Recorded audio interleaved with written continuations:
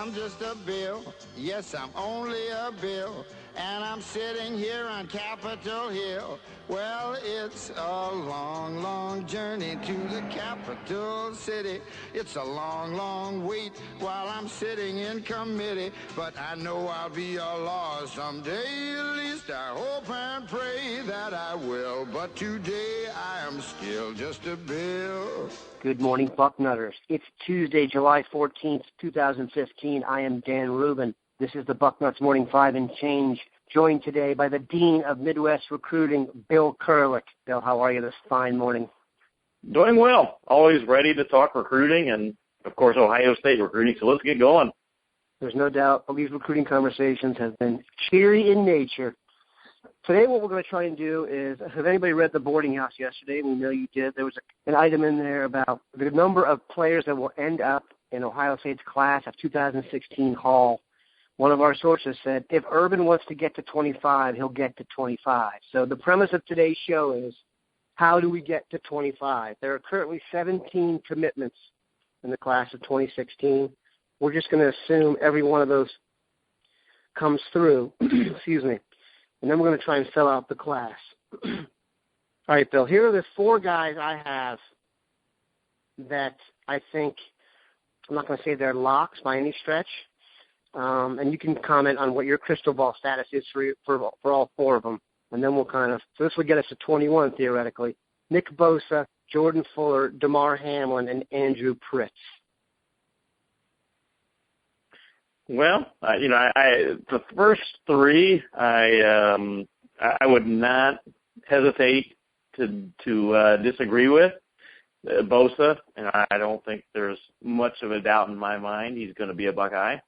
And we all know he's a guy that if he wanted to could wait until signing day to declare that he's going to Ohio State, and they would still make room for him. He's not going to do that, but he could.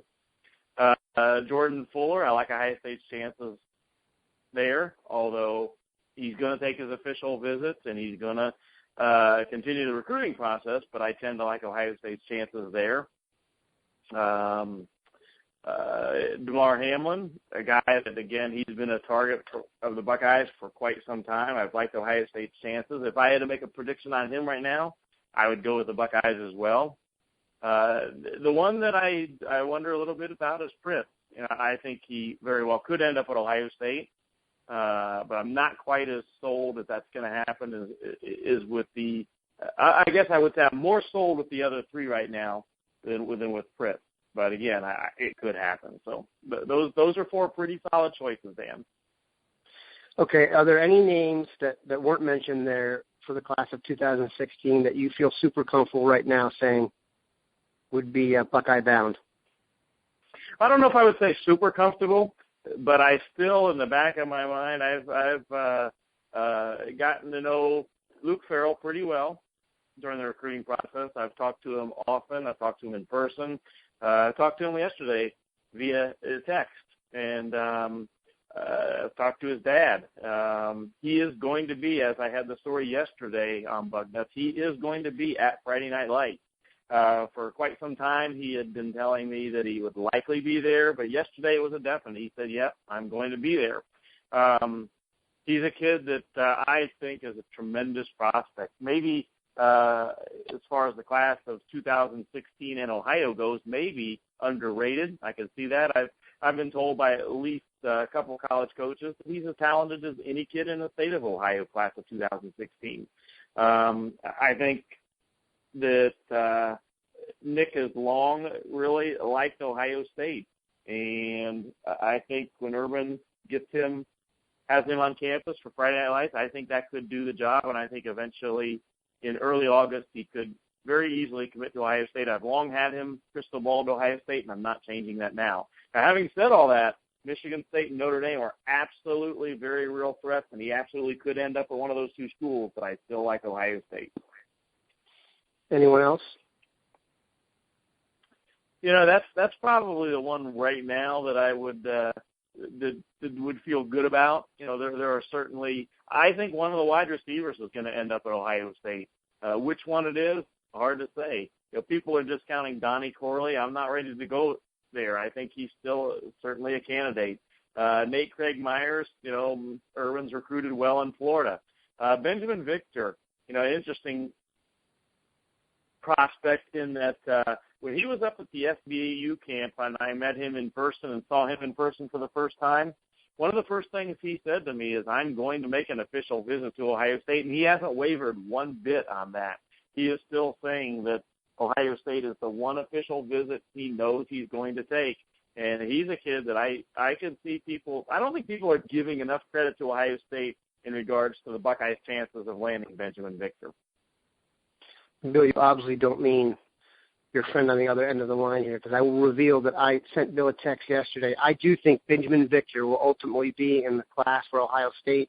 I really don't have anything to back that up like Bill gets, except for the fact that I've seen him interviewed now in several places. I saw an interview with him from one of the SEC sites where one of the first things he said was Ohio State. So I just have a sneaking vibe on that. And here's why. If you look at the class, Bill, so let's assume you get Bosa, Fuller, Hamlin, and we'll say Pritz, and then Farrell. That gets you to 22. You have 3 spots left. Is it fair to say, do you think, so that one of those spots will be for a receiver? The other 2, the priority looks to be defensive tackle. And then what about the third spot? Can you tackle the defensive tackle spot? And then whatever you think that third spot would be. Well, I think, like you said, 22 with the 5 you mentioned, Bosa, Fuller, Hamlin, Pritz, and Farrell, if they do get those 5. There's no doubt that they want a defensive tackle.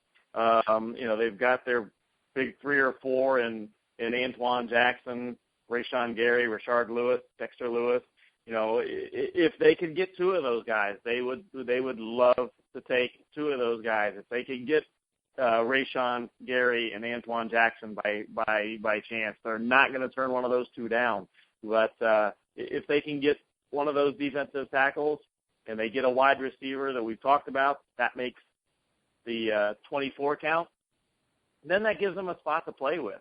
They could go for another defensive back. For instance, perhaps Savion Smith out of the 5-star, 4-star type defensive back that has committed to LSU. Perhaps he flips. I'm not saying that's going to happen, but he's a guy that his dad has long told me that he's going to make an official visit to Ohio State.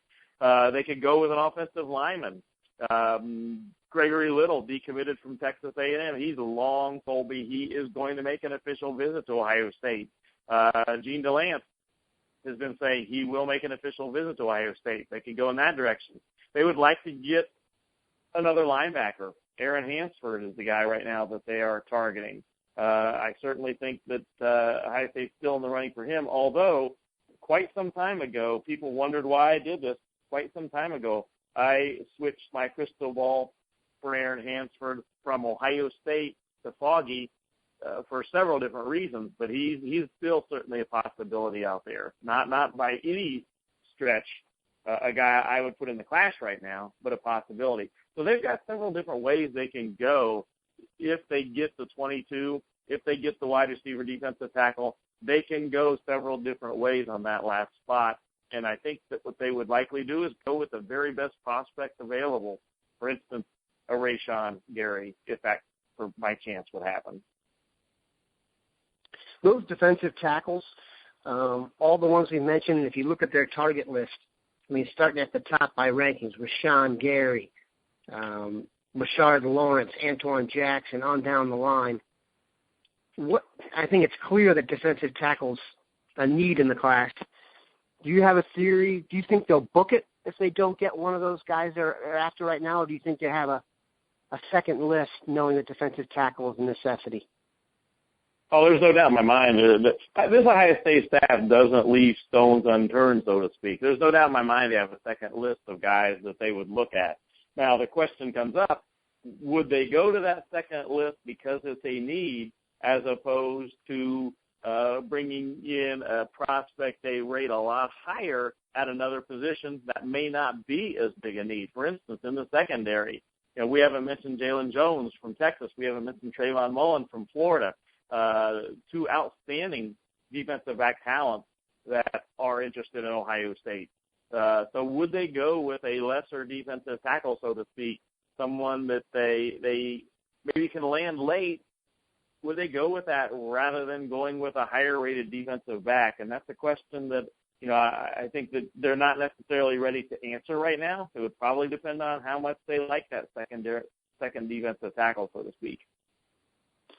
Let me ask you a question. Do you think Ohio State is more willing to get into these kind of what I call hat dance recruiting battles, meaning guys who are going to commit, for all intents and purposes, after their senior season of football at an all-star game or some type of glorified ceremony?